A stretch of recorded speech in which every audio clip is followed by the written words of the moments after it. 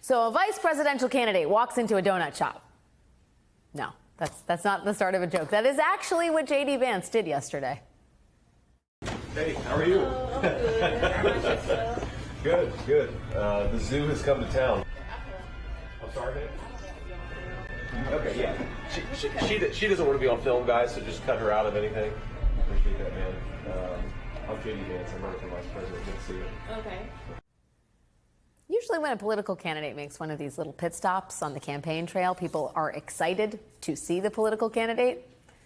But that is not how it went for J.D. Vance yesterday when he walked into a donut shop in Valdosta, Georgia. It was an awkward beginning, but hey, there was still a chance for him to turn it around, to make eye contact and trot out his folksy charm.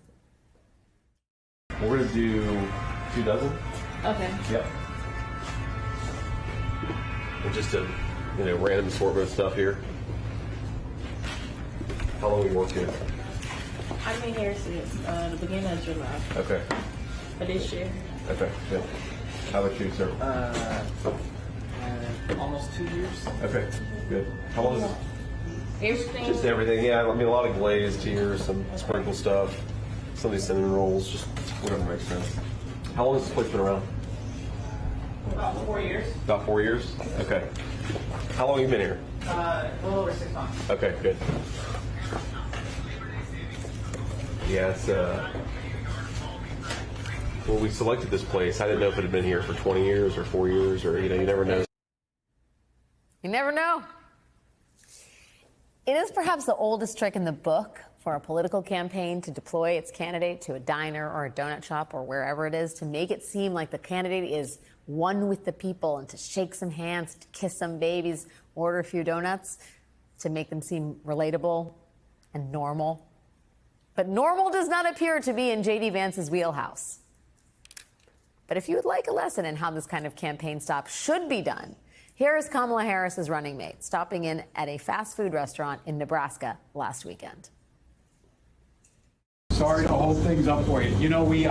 We really came just to go to runs, and then we did a little rally on the side. No kidding. Amazing. Amazing. Oh my gosh, I'm such a big fan. I'm from here, right here. I went to school at St. Joe's. Did you really? Yes, Nebraska.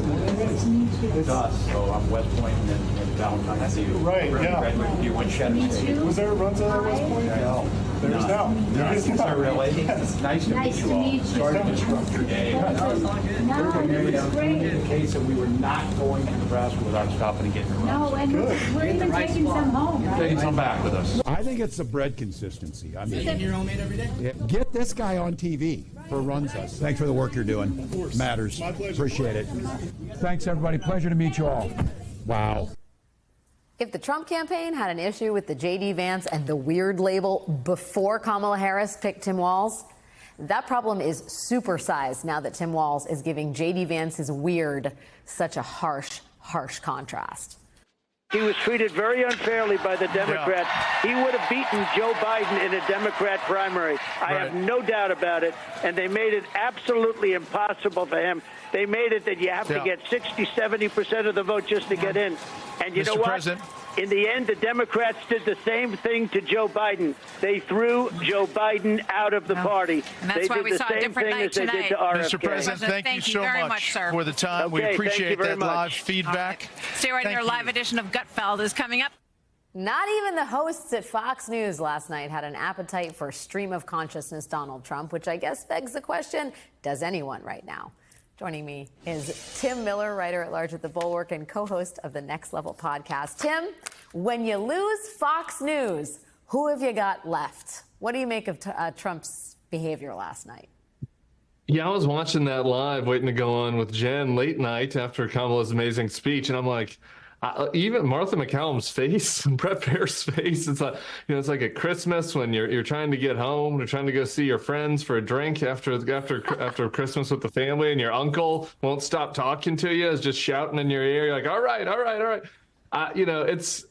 He's struggling. All right. He's obviously triggered. He sent, I think, like 30 bleats last night about everything from Tim Walz being an assistant coach to Hunter Biden to how pretty Kamala is.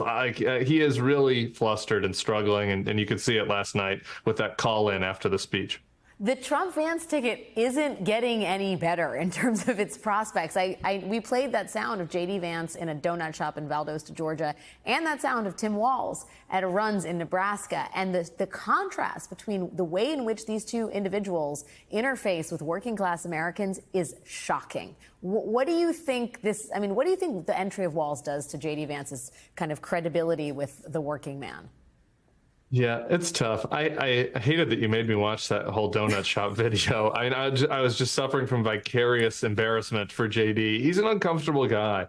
And I think that the Walz pick, just provides this striking contrast when it comes to who can authentically speak to working people's concerns.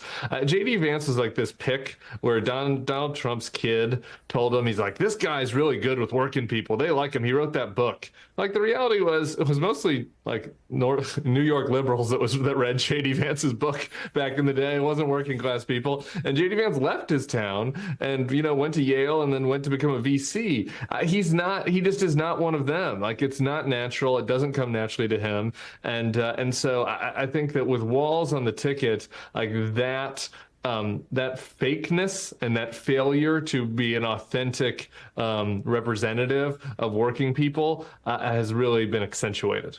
I feel like, if the Trump campaign could operate with someone at the top of the ticket who had a bit of self-control, there's a way they could kind of try to dig them out of this. But instead, the Democrats make this big, boisterous argument for inclusion, patriotism, America, and normalcy. Yeah. And how does Trump respond? By going on Fox, ranting about Hunter Biden, all the things that you said, making himself seem even fringier and more sort of self-involved. And here, now we have this viral video of his running mate acting like a complete weirdo in a donut shop, unable to actually put in an order for 24 donuts. How much do you think the entreaties that Democrats made to Republicans in the course of the DNC are going to actually win over some Republican votes? I think it was a great start. I just thought the thematics, the tributes to patriotism, the substance also, like on foreign policy. I think that Kamala reassured a lot of maybe Nikki Haley voters that didn't know a lot about her foreign policy. So I think both in substance and style, they really hit the mark in reaching this swing group last night. And Trump is just not capable of doing what he needs to do to win those conservative swing voters back, which is be disciplined about painting Kamala as far left, right? And he's just not able to do that. He's going to lash out and be personal instead. And get kicked off of Fox News. This is where we're at now. Tim Miller, it is always great to get your perspective, my friend. Thank you for your time tonight.